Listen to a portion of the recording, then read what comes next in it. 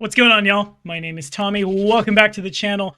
One more of the Geniekin on the Ancestry Anthology this week. We are looking at the Suli. If you're liking what you're seeing, like, subscribe, ding the bell. Stay caught up on all your stuff for now. Let's dive in.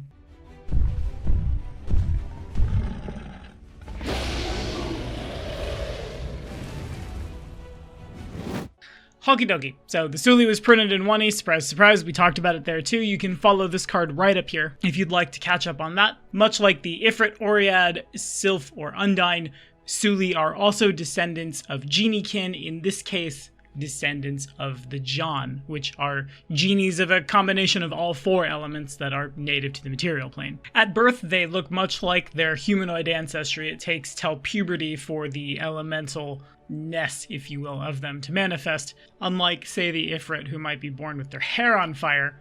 Generally speaking, you're looking at supernaturally glowing eyes, asymmetrical physical traits like, say, freckles on the right half of your body, metallic sheens to the skin, things of that nature. Unlike the rest of the Geniekin, the Suli can point to an ancestor on the material plane a lot more reliably. Unlike their friend whose mom, dad, or great-great-great-grandfather was born on the plane under the sea. And time and again, the John will allow the Suli to live with them should they be sought out. Or, like if you're born inside one of the nomadic John clans, I imagine there's an exception there too. But, mechanically, the Suli Versatile Heritage grants you low light vision or dark vision if you already had it, slaps the Suli trait on you, and you guessed it, gets you a bunch of feats. Here we go. First things first, the Dual Born, for those of you who wanted to play Kineticists but were dissatisfied with the Dual Gate. If you choose this lineage, you choose from two elements out of air, earth, fire, and water. You get resistance equal to half your level to all damage effects with traits of either. And if you use some later feats, which we'll talk about in a minute, you can use them only with your chosen elements.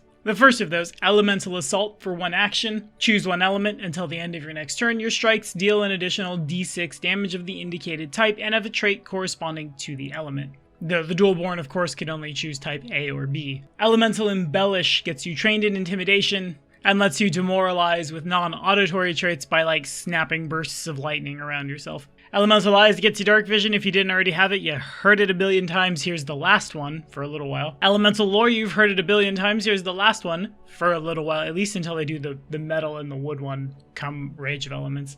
Genie Weapon Familiarity, yep, there they are. All those genie weapons, we really just want the Wishblade. Scholar's Inheritance gets you trained in crafting. It also grabs you alchemical crafting. Interesting for those of us who want to become assassins early, didn't want to play alchemists, and didn't want to grab it on the background. Suli John, for the Suli who can trace way back, way harder to their Johnny ancestry. Get trained in survival, gain the Forager skill feat as a bonus feat, and become very good at wandering the world, surviving in all of the places humanoid kind struggles to do so, your tundras, your deserts, and so on. Elemental Bulwark is a reaction when you would take cold, electricity, or fire damage from a spell with the air, earth, fire, or water trait from an enemy. You gain resistance 5 against that triggering damage, which stacks with, if you were a Dual Born, the resistance to that element you might already possess. Genie Weapon Flourish lets you crit spec with a bunch of cool weapons. Skillful Tail, you know what it is. Johnny Hospitality lets you cast 2nd level Create Food once per day and Create Water twice per day as Arcane Innate spells for all of those desert expeditions where you don't want to die of exposure or more likely die of thirst. Johnny Magic lets you cast Enlarge and Speak with Animals once per day as Arcane Innates. Tetra Elemental Assault, one of my favorite Ancestry feats, as you know if you've been watching my build videos. When you use Elemental Assault, you cycle through all 4 elements over the course of the next 3 turns without spending an action. Once you've chosen an element, you can't choose it again during Elemental Assault.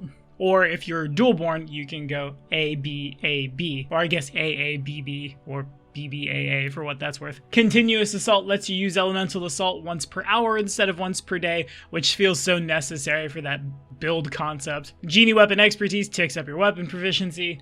Improved Elemental Bulwark gives you resistance 10, which stacks with the Dual Born's bigger resistance for a really big number, truly. And then lastly, Suli Amir lets you cast Read Omens and 4th level Invisibility once per day, and lets you cast Detect Magic at will as an Arcane Innate cantrip. Okay, so, as you know if you've been with the channel, the Suli is my favorite versatile heritage for building any kind of magical gish.